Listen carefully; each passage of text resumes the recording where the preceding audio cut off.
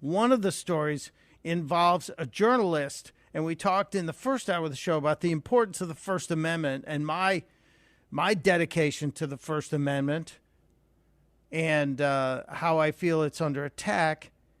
And the case of Steve Baker, Steve was on with Vince yesterday and leading up to his surrender today in Dallas, just absolutely astounding. I'm not as deeply aware of all the details of this as some of you. I'm late to the dance, admittedly so. But this is a case that just popped up 3 years after the event on January 6th. More than 3 years. And so today when when Steve Baker showed up, we reached out to Kyle Seraphin to talk about this and get a better understanding of it. And Kyle comes to this from a great knowledge base as a former FBI agent and federal whistleblower and a guy who loves this Constitution on an extreme level, and he's here now. Kyle, welcome back to the Vince Coglianese Show. Hey, Mike. Always good to be on WMAL. You know, that used to be my drive-home station when I was an agent working out of the Washington field office. So it's always strange that I get a chance to come on and with all the folks in the cars right now. Well, you know, Kyle, I have to tell you, the WMAL app is a key thing to have on your smartphone, even if you're not in the D.C. area or in the car on the way home. You can listen just about any time, and that's a little free plug that the boss will be happy about. But I'm glad. It's a solid tip-off right there. I like it. It's a little programming segue right there that'll make the bosses happy. Kyle, this story infuriates me because I'm a guy who has you don't know me, we've not met, but I spent 6.5 years writing articles for theblaze.com. I have 3,000 plus pieces on the Blaze over the course of those years, so I feel a strange kinship to Mr. Baker, who faced this situation today. Have you ever seen anything like this with a journalist who is put in leg irons? Exactly like this, no. And I think Americans are seeing a slow escalation against the First Amendment, and it's something that was initially concerning to me when I was working for the FBI, and I saw it happening when I was seeing these what we call First Amendment caveats.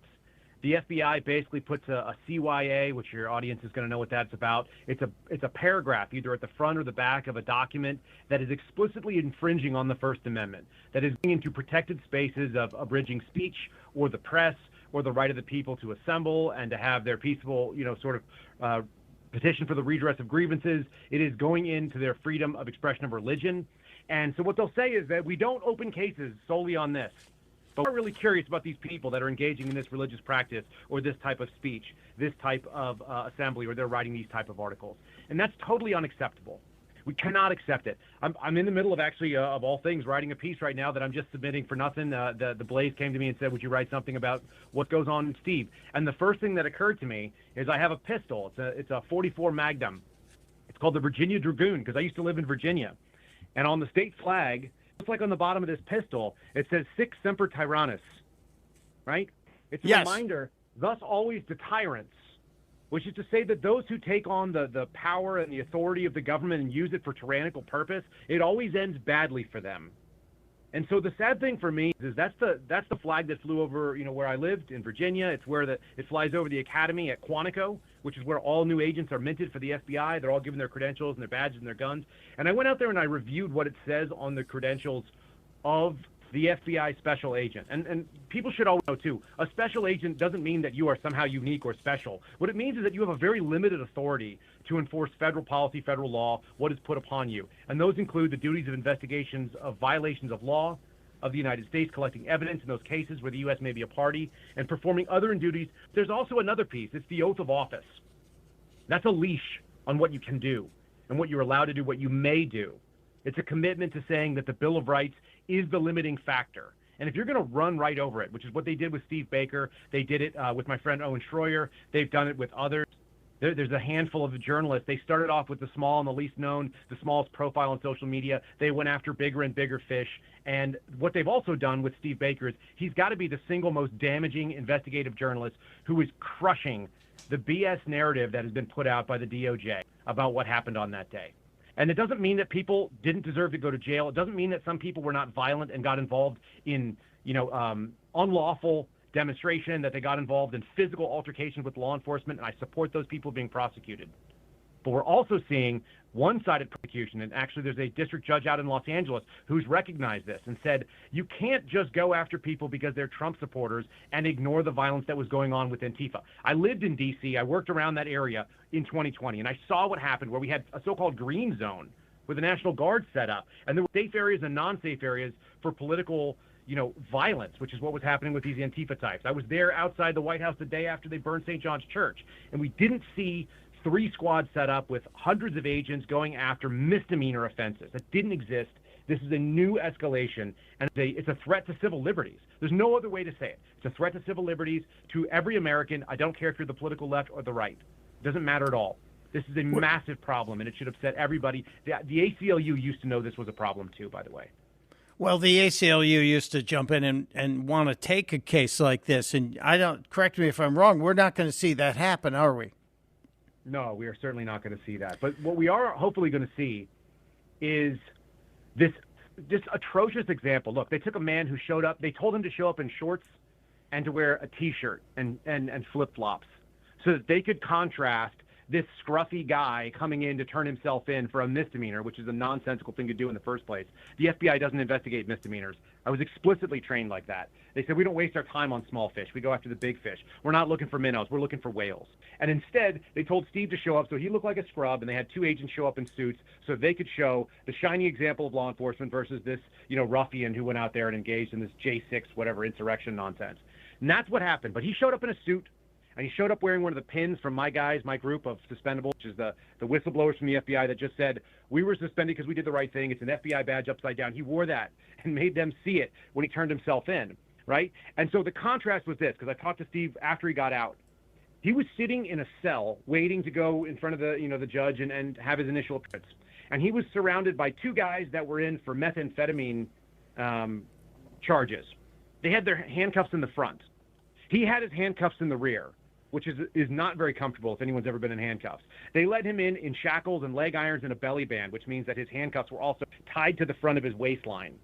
That's something we do sometimes with violent and dangerous criminals. But I've seen guys who were accused of RICO murders in the Eastern District of Virginia. In Washington, D.C., they've been taken into courts. And they were not handcuffed that way. So this was all about showing that the process is the punishment, and they're trying to warn off other people from this kind of reporting. It should nauseate us.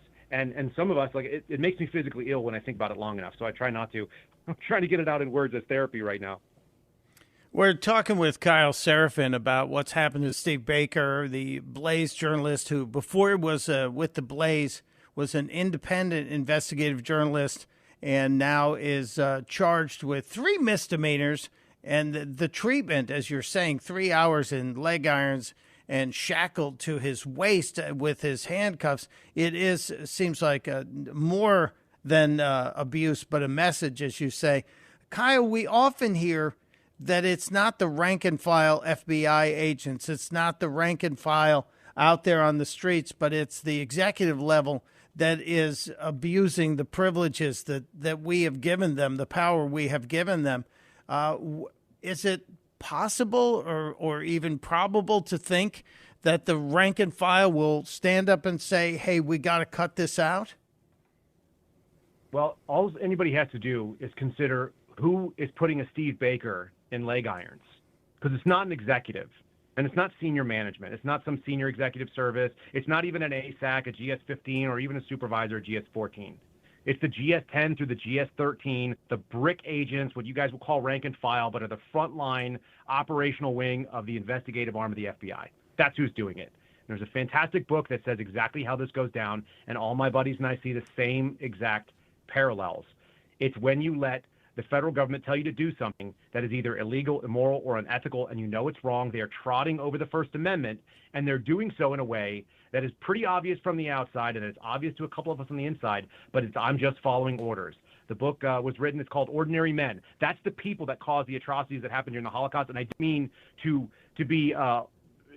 make a direct one-to-one comparison. What I want to say is that this is a road that we can see the end of, because it's been done. And to that point, the FBI actually requires every new agent to go to the Holocaust Memorial Museum in Washington, D.C. as part of the basic entry into training. And they teach exactly what I am saying right now.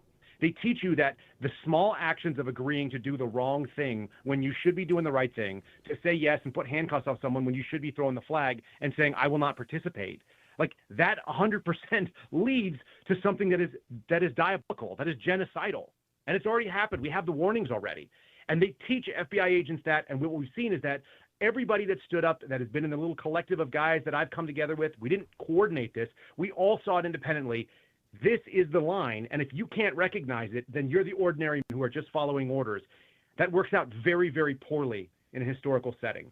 I don't see anybody standing up to do it. The few that have reached out to me have said, this is the saddest line you could ever hear. The work that I do is actually good, but our agency is irredeemable.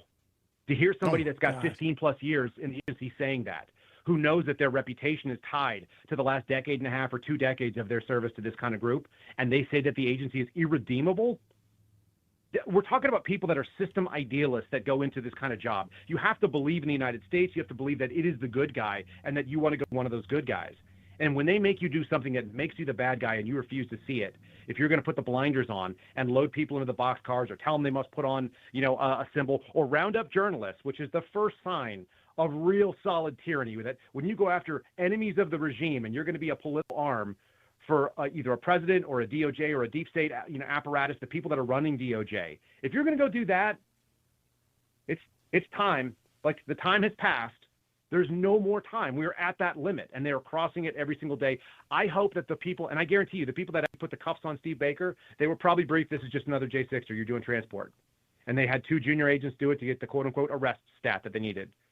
But hopefully they open their eyes up when they listen to him, because he was in the car telling me that they said, hey, so what are you in for, kind of thing. And he said, well, I'm a journalist, and I've been doing this investigation. I've been exposing what's been going on with the pipe bomber case. I exposed that the DOJ was using false statements from the Capitol police officers. And I'm debunking the narrative in real time. And these guys were like, man, I heard about some of that stuff. Maybe their eyes will be open. I don't have a lot of faith that it will be, but wouldn't it be nice if it was? Well, I have 2 questions. One is about what happens next to Steve Baker, because I know he's going to have to appear probably in D.C. in a couple of weeks. But my big question is, we're 249 days away from an election. Even if that election changes who is the resident of 1600 Pennsylvania Avenue, even if we get a new president with an R after his name, can the agency be fixed by a change at the very top? I don't think it can be done that quickly. So first of all, what happens with Steve Baker is he's got an appearance in D.C. on March 14th. So he will be appearing there, and that'll be his next step, and then we'll see where it goes from there.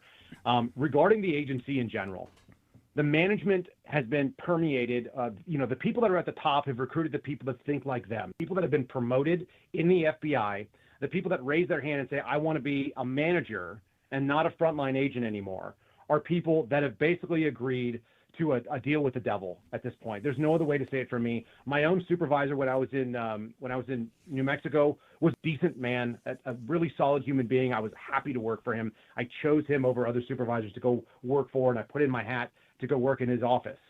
And when it came down to him deciding whether or not I had the right to tell him no, that I wasn't going to take a COVID test every 72 hours as licensed paramedic for over a decade with a top secret clearance and 240 plus hours of sick leave, I just said, I'm not going to test for something I don't have. That's not going to happen. And he said, I agree with you, and you're right. But I also have an alimony payment, and I've got a mortgage, and I'm 2.5 years from retirement. Wow. So I can't stand you on this one. You're on your own. And that meant me going like 3.5 months without a paycheck. And then after that, they let me come back for 6 weeks. Then I went a year without a paycheck as a suspended forever FBI agent. And I resigned under threat of felony investigation by my own agency, who made up things that were not true. And they could never prove it. They were doing it through an internal affairs investigation against me. So when that happens, And this all stemmed from me saying two things. Number one, I'm not going to get your COVID shot, and I'm not going to put stuff up my nose for no reason. And number two, I said we shouldn't be having an attorney general saying that we're not going to use counterterrorism rules against parents at school board meetings when you're sending emails out saying that we're going to do exactly that. I made an allegation to Congress that there was a real possibility our attorney general had engaged in perjury. And I don't even have to be right as a whistleblower. I just have to be reasonable and say that I had a reasonable belief, which I did. That agency came and said, you can't speak out against us in any way, shape, or form. What they said is, the problem is you for having a problem with us. And so if you don't allow dissent in the ranks and people to say, we've got some questions about the legitimacy of this, we've got some questions about the constitutionality, we want to know, are we following our oath? If they can't even ask this question, hey, are we the bad guys? Is that possible? If that's going to get you on the bricks, which it did for me and it did for my friend Garrett O'Boyle and my friend Steve Friend, all these guys have been out there in the public right now, and they've been lambasted by FBI management, who are essentially just gutless. And all the individuals at the top have all retired, by the way. All the ones that we've called out by name, they've all retired and sought other jobs. So there are new people in that space, and none of them have said, you know what, we should fix this. And maybe we bring these guys in as we just get their statement and try to figure out if we could root this out. That's not what they do. The FBI circles dragons, and it protects itself, because the number one crime that you can commit against the FBI is offending the FBI. And that's what Steve Baker did. That's what my buddies, the Suspendables, did. And that's what we're looking at right now. So all those folks that are in the Washington field office, who may or may not have known me when I was there, they have to look at themselves every day and go, am I the bad guy? If you can't even say yes to your own boss, you know what's going on. They know. They're driving home in their cars thinking about it right now. It is a powerful, powerful statement made by Kyle Seraphin, and you can follow more of it. Kyle is on Twitter X. You should follow him at Kyle Seraphin. He's also got a podcast. It's on Rumble, and he's fearless. And I like the cut of your jib, sir. I appreciate your dedication to free speech, the First Amendment, but most importantly, this country and what it was set up to be and to become, hopefully, again. Kyle, I thank you for making time for us today. And if you talk to Steve, let him know that we're praying for him. We're with him, sir. I will do that. Thanks so much for the time today.